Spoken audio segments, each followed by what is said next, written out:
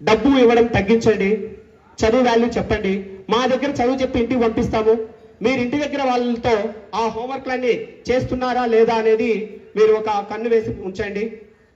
ఈరోజు చూడండి, మనం ఏదైనా సరే కూరగాయలు కానీ ఏదన్నా కొంటూ ఉన్నా కూడా అందులో పనికొచ్చేటి ఏంటి, పుచ్చిపోయినట్టు ఏంటి వేరు తీసుకుంటారు.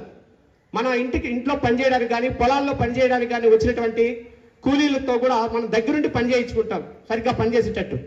అలాగే మన కోసం, మన పిల్లల కోసం ఒక అడుగు బడివైపు అని చెప్పేసి ప్రభుత్వము ఎంతో కృతనిశ్చయంతో ఈ కార్యక్రమాన్ని ఏర్పాటు చేసింది.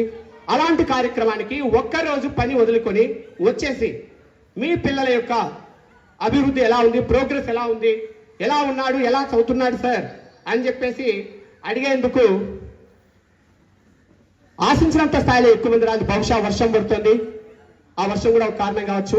ఏదేమైనప్పటికీ కూడా మీరు ఇక్కడికి వచ్చినటువంటి విద్యార్థుల తల్లిదండ్రులందరికీ మరియు ఈ వేదిక పైన ఉన్నటువంటి ముఖ్య అతిథులందరికీ కూడా మరోసారి ధన్యవాదాలు తెలియజేస్తున్నాను.